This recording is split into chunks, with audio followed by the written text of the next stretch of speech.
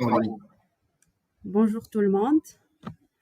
Tout d'abord, je vous remercie pour votre participation à ce webinaire qui est autour du Master Exécutif Technologie de l'énergie.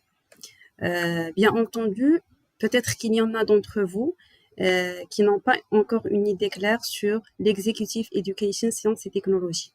Alors, celle-ci, bien évidemment, est une direction au sein de l'UNSISP qui ambitionne de soutenir la position du Maroc dans les domaines de la science et de la technologie, en permettant bien évidemment aux cadres et aux professionnels d'accéder à des offres uniques de formation exécutive et de relever ainsi leurs défis de compétitivité économique.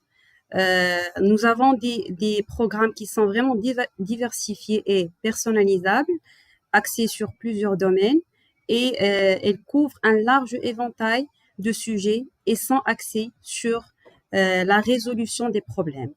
Bien sûr, vous pouvez consulter notre site web pour avoir vraiment une idée claire sur l'ensemble des formations que nous proposons. Alors, sans plus tarder, bien sûr, on ne va pas pénaliser les gens qui se sont connectés à l'heure. Il y aura sûrement des gens qui continueront à nous rejoindre. Donc, ce webinaire qui est autour du Master Exécutif Technologie de l'énergie est lancé par le département MSN, qui est l'abréviation de Sciences des matériaux et nano-ingénierie. Donc, comme vous savez tous, développer des énergies propres, diversifier les ressources sont vraiment autant d'enjeux importants pour notre société. Donc, le secteur d'énergie, bien sûr, est en plein développement et en pleine mutation et a besoin vraiment de professionnels qui sont compétents dans le domaine du nucléaire et des énergies renouvelables, évidemment. Donc, nous allons essayer, durant le temps que nous aurons ensemble, d'aborder le maximum de points autour de ce master.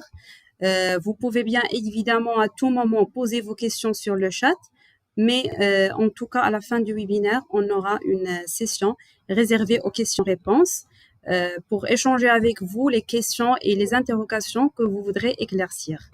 Donc, sans plus tarder, nous avons l'honneur d'avoir avec nous aujourd'hui Monsieur Fouad Rmous, spécialiste en électrochimie, sciences des matériaux, stockage et conversion de l'énergie, qui va nous présenter le département en général qui a lancé ce master, les différentes formations qui rentrent en compte dans le cadre de ce département-là et plus précisément le master technologie de l'énergie, ses objectifs, le contenu des modules, etc.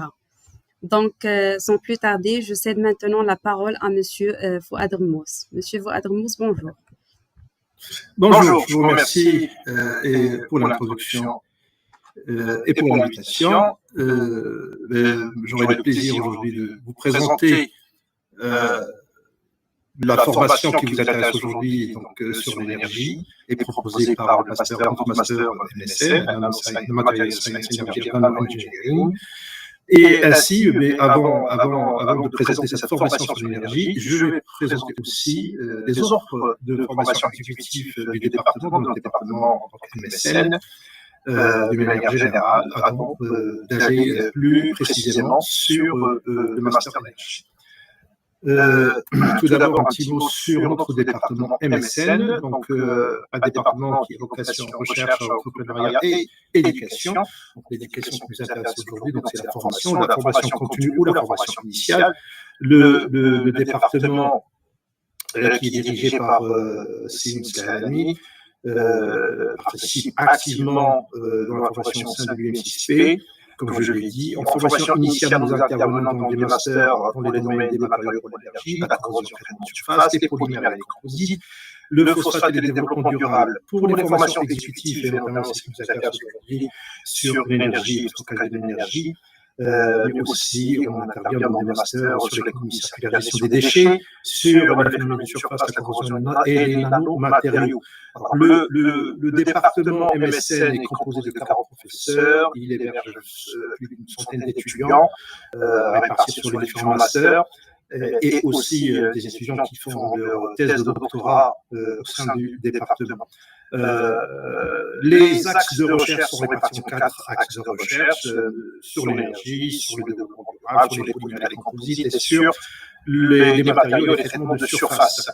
On organise régulièrement des summer schools, des séminaires sur les différentes thématiques thématiques de recherche traitées par le département. Nous participons à plusieurs projets de recherche, projets collaboratifs nationaux et internationaux.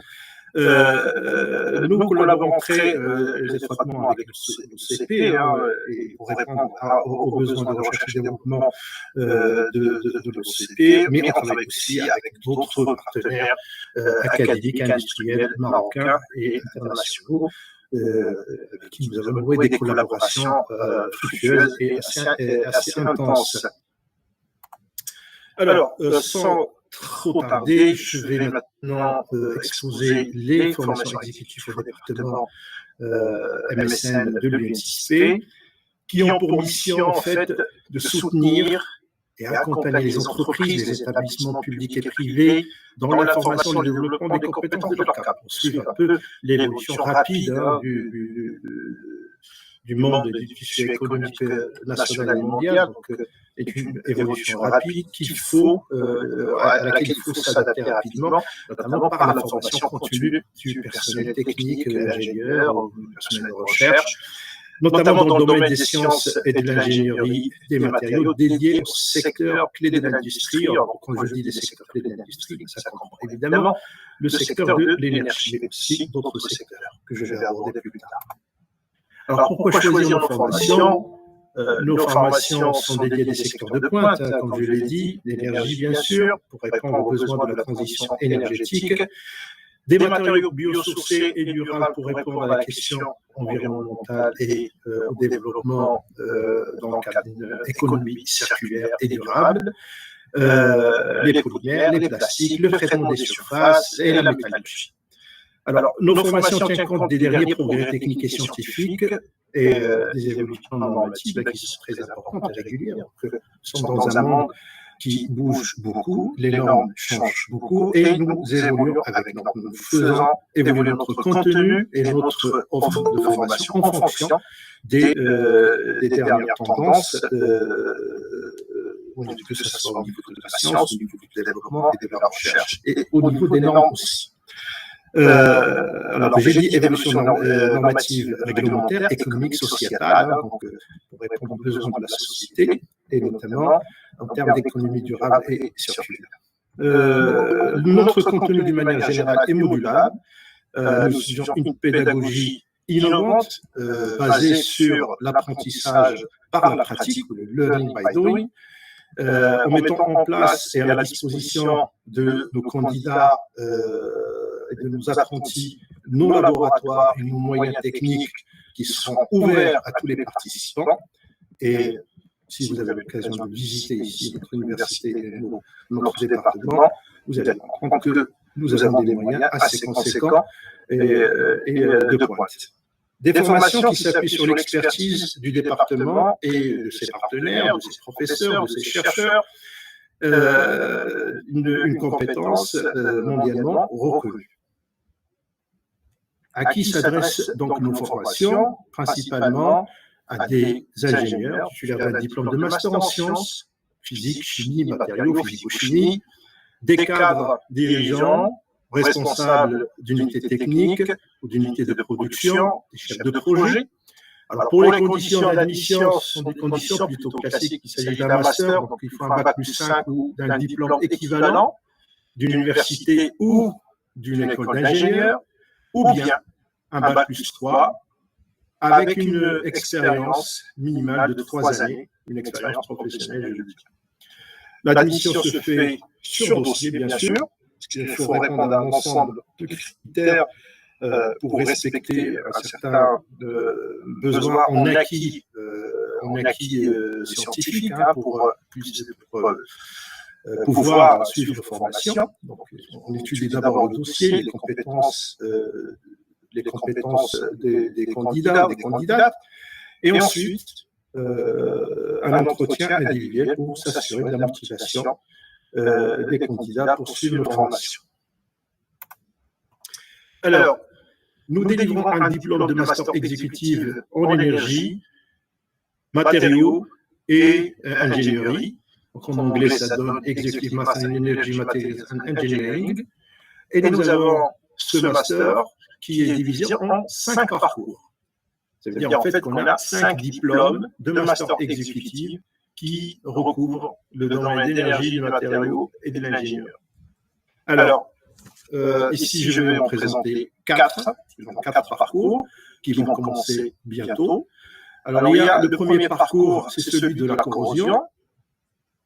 Deuxième parcours, technologie de l'énergie, sur lequel on va se focaliser tout à l'heure, et qui est le sujet de ce webinaire aujourd'hui.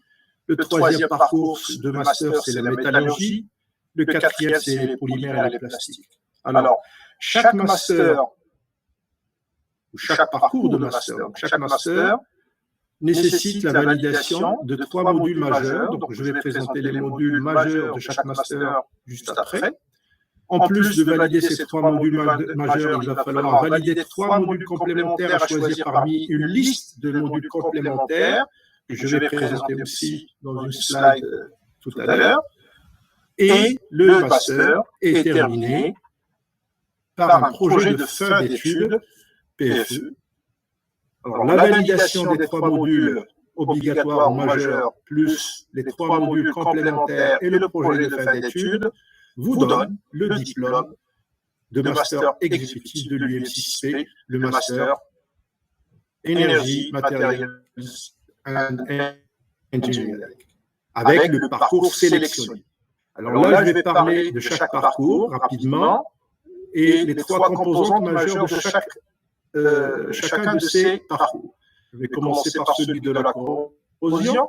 Les 3 modules majeurs sont la corrosion et la prévention contre la corrosion, revêtement de surface, surface coating, et la caractérisation de matériaux, donc materials characterization. Le deuxième master, qui est le parcours technologie de l'énergie, comprend aussi 3 modules majeurs.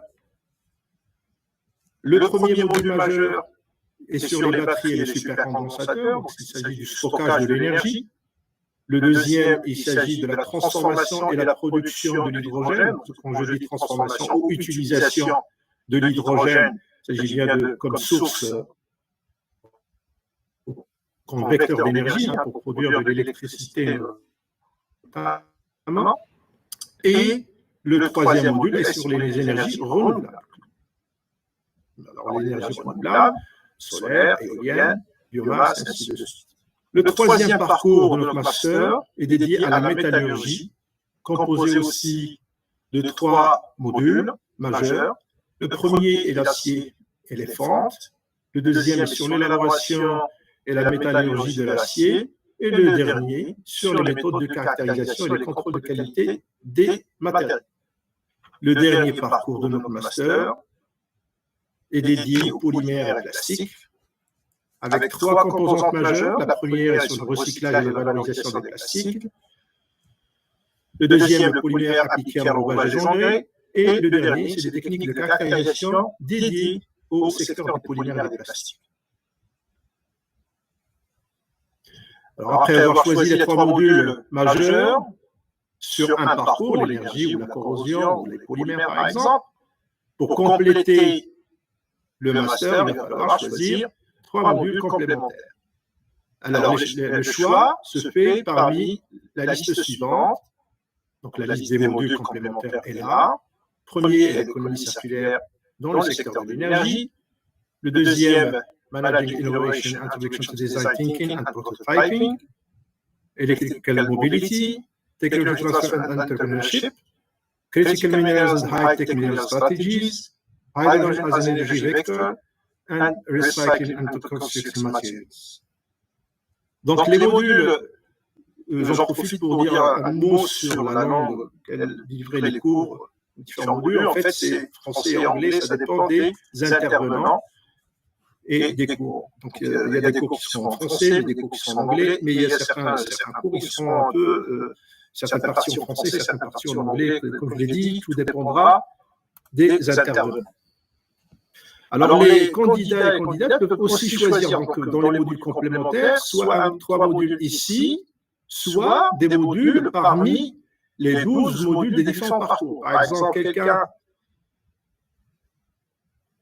qui a choisi le parcours corrosion peut très bien, donc il doit faire les 3 modules ici majeurs, mais ensuite pour les modules complémentaires, il pourra choisir 3 modules parmi les modules des autres parcours ici. Donc il n'est pas obligé ou elle n'est pas obligée de choisir uniquement des modules parmi cette liste pour compléter le cursus. Donc ça, c'est une flexibilité qu'on laisse aux personnes intéressées de choisir aussi des modules qui n'existent pas dans leur parcours, mais qui sont dans un autre parcours.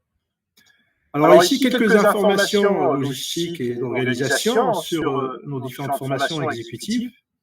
Alors ici, vous avez les intitulés des différents parcours, les 4 parcours que je viens de présenter. Donc le lieu, c'est sur le campus de l'UM Grir. La langue des cours, c'est français, anglais. Les dates, l'énergie, qui est l'objet aujourd'hui de l'intervention d'aujourd'hui, c'est la date qu'on a fixée, 7, c'est mercredi, je pense, le 7 décembre 2023. Le premier module, donc commencera le 7 décembre 2023, Charles.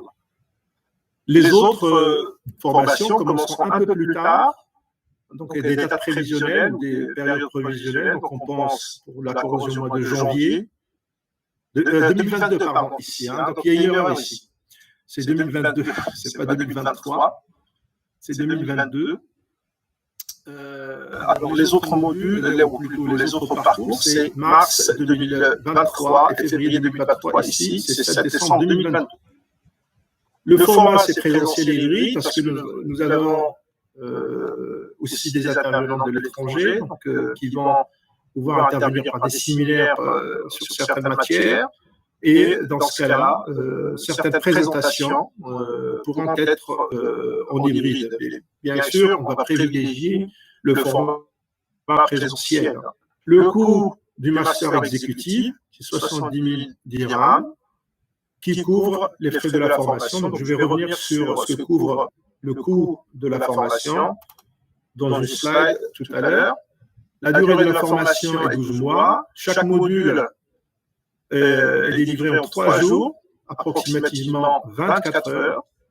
Et les modules complémentaires en 2 à 3 jours, donc soit 16 heures à 24 heures par module complémentaire. Parallèlement au diplôme de master exécutif, on délivre aussi des certificats d'expertise et des certificats de participation.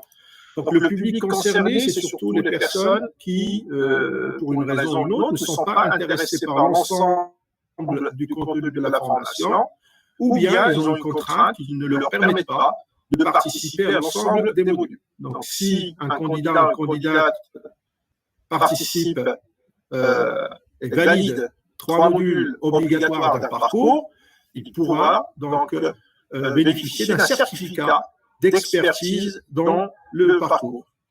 Et si un participant ou un participant, pour plusieurs différentes raisons, choisit de participer simplement à un seul module et de valider le contenu d'un seul module, par exemple, une personne qui souhaite avoir des compétences techniques de caractérisation. Donc, la personne n'est pas du tout intéressée par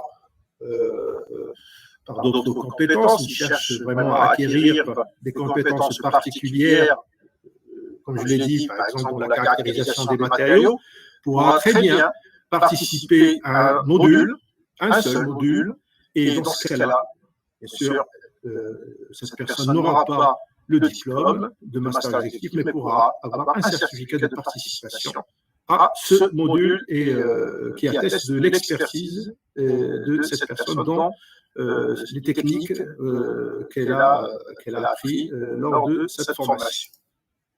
Alors, on délivre 4 certificats d'expertise. La première est celle sur les sciences des surfaces et la corrosion, à condition de valider les 3 modules obligatoires qui sont mentionnés ici. Le deuxième certificat sur les technologies de l'énergie. Et dans ce cas-là, il va falloir, pour avoir ce certificat, participer et valider les modules des batteries, l'hydrogène et les énergies renouvelables. Les deux derniers certificats, celle sur la métallurgie, en validant les 3 modules ici, caractérisation, métallurgie de l'acier et l'acier fente, et puis le dernier certificat sur les polymères et la matière plastique, si la personne a participé et a validé les 3 modules recyclage, polymères et emballage des engrais et techniques de caractérisation des polymères. Alors, les certificats commenceront aux mêmes dates que le master exécutif parce qu'il s'agit des mêmes modules. Sauf que la seule différence, c'est que les personnes intéressées par les certificats d'expertise, et là, pareil, c'est 7 décembre 2022, c'est pas 2023. Donc, seulement donc, les personnes qui choisissent le format certificat d'expertise, ils n'auront pas à choisir les modules complémentaires. Ils s'arrêteront simplement à la fin des modules obligatoires.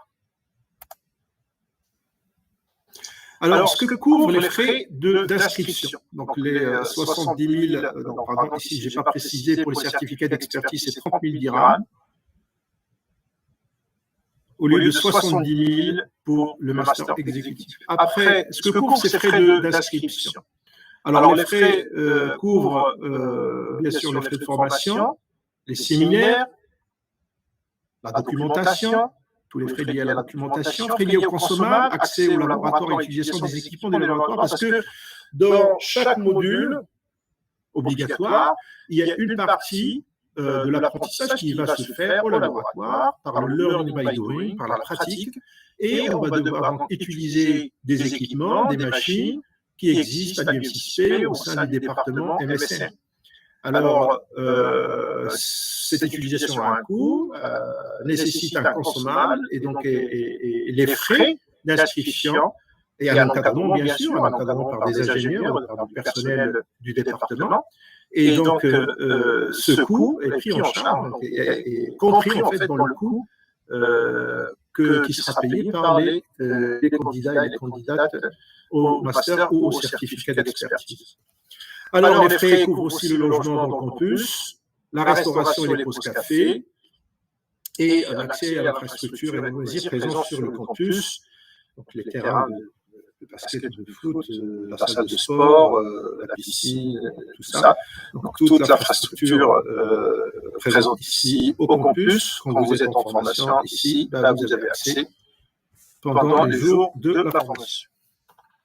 Alors maintenant, je vais plus parler, plutôt uniquement parler du master exécutif en technologie de l'énergie, donc le parcours technologie de l'énergie, qui comprend, comme je l'ai dit, 3 modules majeurs. Un module sur le stockage de l'énergie par des batteries et des supercondensateurs, Energy Storage by Batteries and Supercapacitors. Le deuxième module, la production de l'hydrogène et son utilisation, comme vecteur d'énergie notamment, Hydrogen Production and Utilization, et le dernier sur l'énergie renouvelable. Chaque module est réparti en cours, en travaux pratiques, pour un total de 24 heures. Alors, les travaux pratiques, c'est les travaux qui se font sur le terrain, donc l'apprentissage par la pratique. Par exemple, si on est dans le cadre du premier module sur les batteries, on va vous montrer comment on assemble une batterie, c'est quoi les composants d'une batterie, on va vous faire visiter la plateforme de notre département où on fabrique et on étudie des batteries et des supercondensateurs. Pour l'énergie renouvelable, là aussi, on a l'accès au GEP, Green Energy Park, ici à Green, où il y a plusieurs démonstrateurs de cellules solaires ou de concentrateurs solaires pour la production de l'électricité et de l'énergie. Alors, je vais commencer vous dire quelques mots sur le premier module. Donc, chaque module, je vais introduire chaque module maintenant. Le module sur l'énergie, le stockage de l'énergie par des batteries et les supercondensateurs se déroule en 3 jours, sous forme de cours, séminaires, animés par des experts et des professeurs confirmés dans le domaine. une visite au département et notamment dans la plateforme où on fait de la recherche et du développement sur les batteries et les supercondensateurs, comme vous pouvez voir sur les photos. Donc, ici, ce sont des photos prises dans notre département. Et là, vous avez aperçu des équipements auxquels vous aurez accès pendant la formation. Et on va pouvoir vous faire des démonstrations.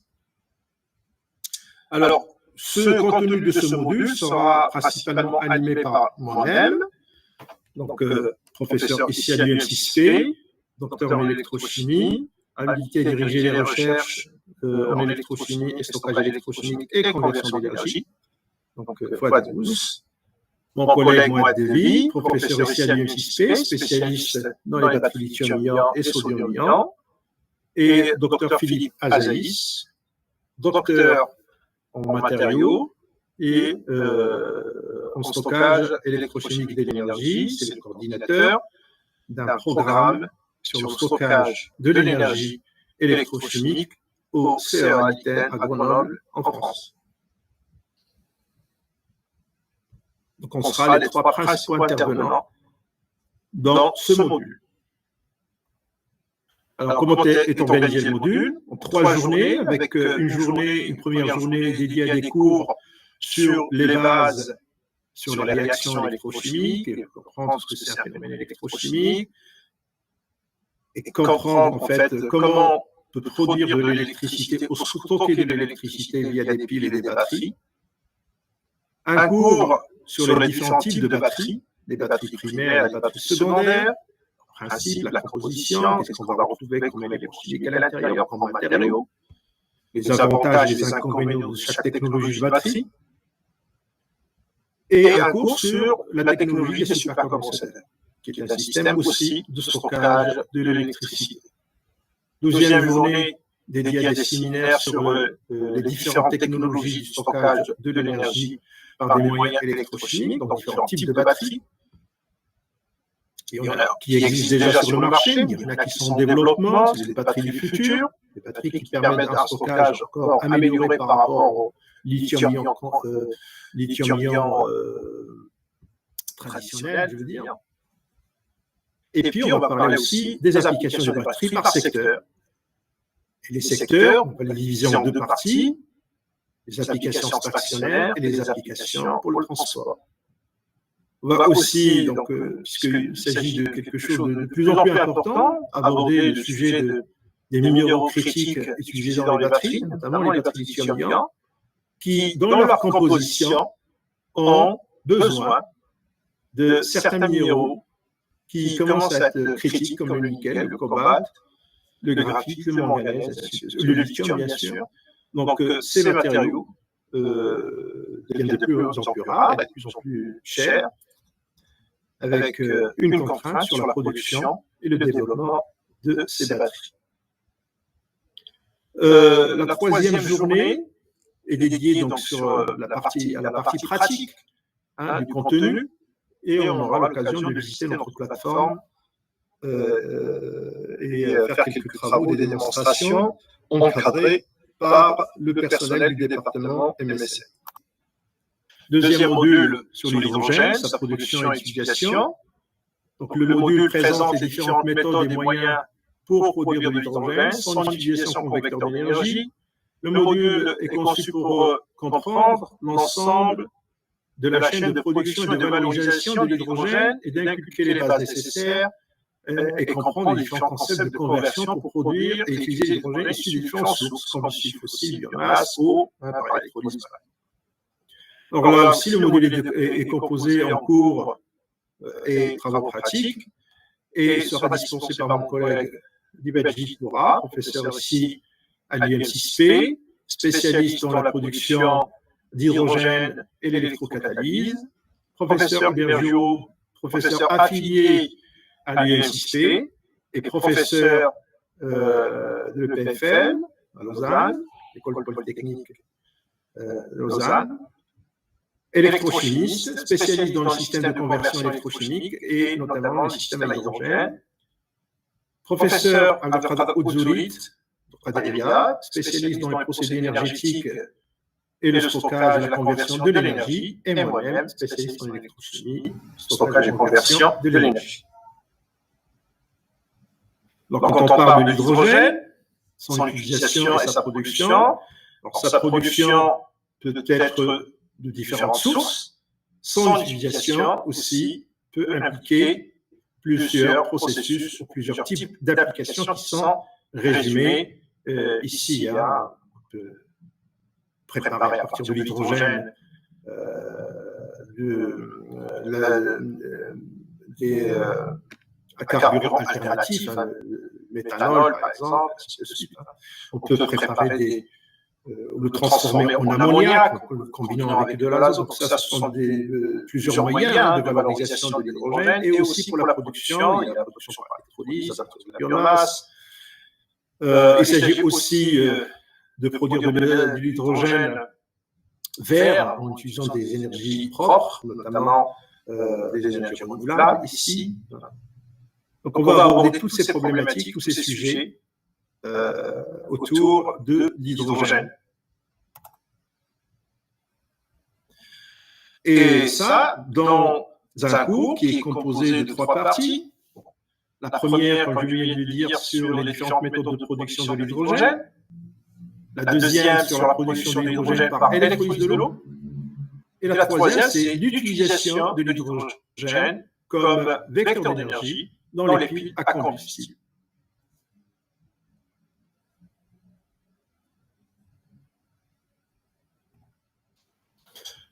Le troisième module, sur les énergies renouvelables, en 3 jours aussi, composé en cours et de travaux pratiques, et une visite, la plateforme du Green Energy Park, où il y a une infrastructure importante, utilisant les différentes sources d'énergie ou les différents types d'énergie renouvelable. C'est une plateforme de test ici avec Green.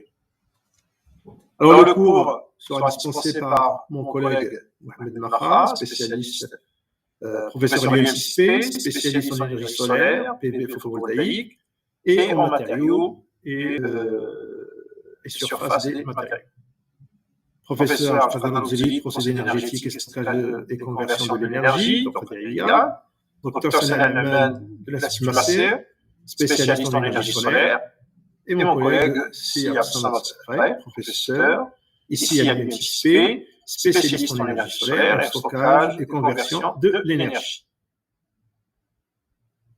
Alors le cours, donc ici c'est une photo du Green Energy Park avec tous les prototypes et les installations qu'on pourra utiliser et visiter lors de la formation. Ici c'est le complexe Le module est composé de 3 parties.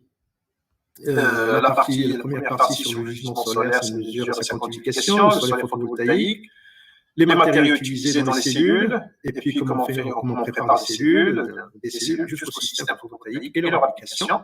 Partie 2 sur le solaire thermique, donc notre technologie, donc ce n'est pas du photovoltaïque, donc le solaire thermique à basse température, des matériaux au système et application. Le solaire à concentration, donc là aussi c'est du solaire thermique.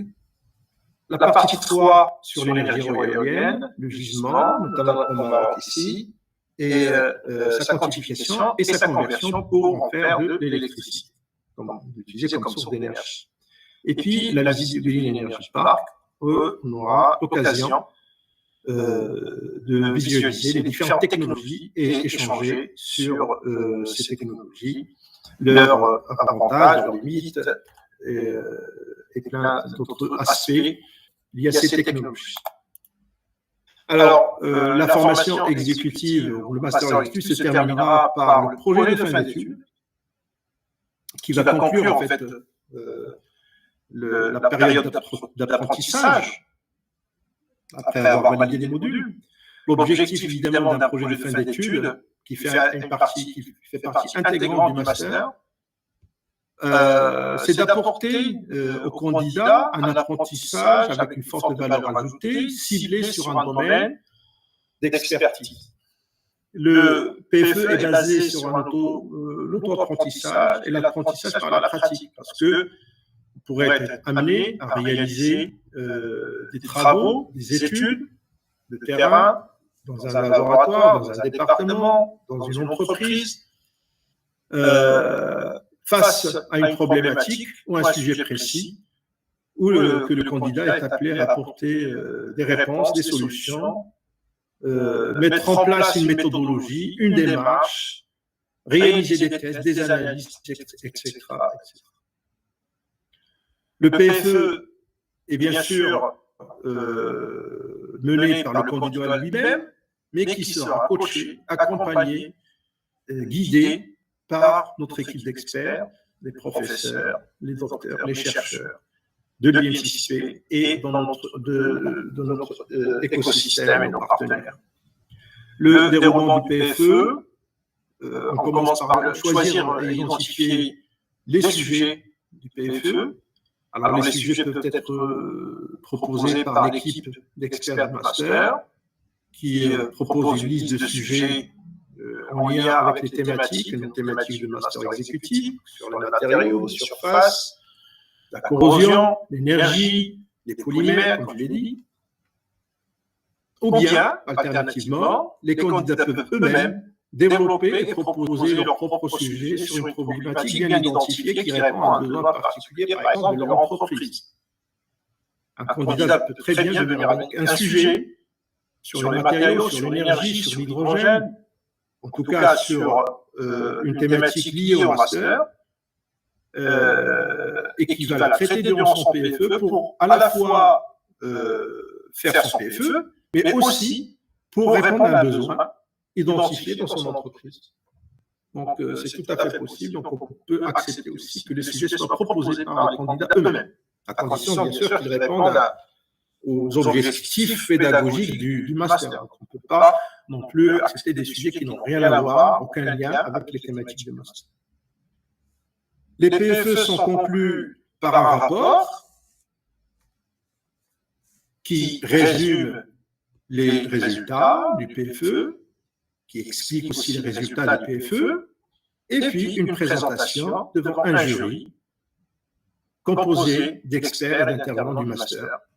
Donc la présentation est l'occasion d'échanger directement avec nos experts, un jury composé de 4 ou 5 experts dans le domaine, dans le sujet, et qui vont écouter le candidat, présenter ses résultats, et puis lui poser des questions et échanger avec le candidat ou la candidate autour de la problématique traitée au cours du PFE. Voilà. Donc, une fois après avoir validé le PFE, avec les 3 modules majeurs et les 3 modules complémentaires, le diplôme de master exécutif est accordé. Et je rappelle que le PFE n'est pas exigé dans le cadre du certificat d'expertise. Le certificat d'expertise nécessite seulement la validation des 3 modules obligatoires, ou les modules majeurs. Voilà, je vous remercie pour votre écoute et puis je me tiens à votre disposition si vous avez des questions. J'ai terminé la présentation. Merci beaucoup, Monsieur Fouad, pour votre intervention qui est vraiment judicieuse et très appréciée. Maintenant, on passe aux questions-réponses.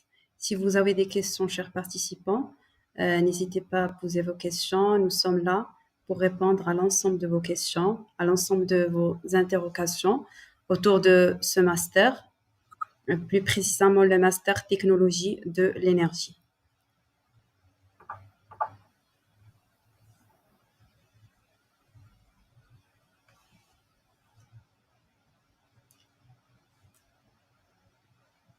Tout est clair pour vous, toutes les interrogations, toutes les questions.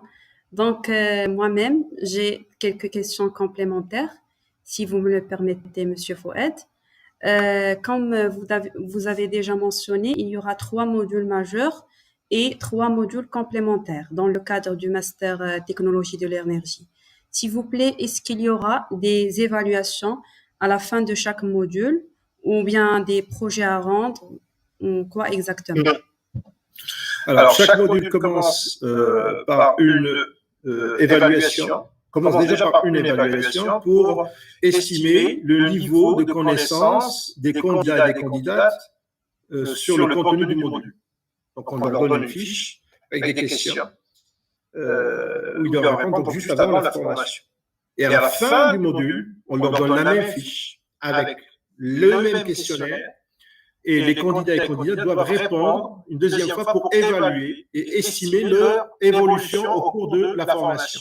Et évidemment, un candidat ou candidate valide le module si on estime que le niveau à la fin du module a été atteint, le niveau minimum requis a été atteint. Voilà. Donc il y a une évaluation. Elle n'est pas très dure, elle n'est pas très compliquée. Merci beaucoup pour votre réponse. J'ai une toute petite question concernant les conditions d'admission à ce master, plus précisément le master technologie de l'énergie. Est-ce que les conditions d'admission que vous avez citées, c'est équivalent pour les 3 masters? Oui. C'est équivalent, d'accord. Merci beaucoup. Donc, chers participants, nous sommes là pour répondre à l'ensemble de vos questions. N'hésitez pas.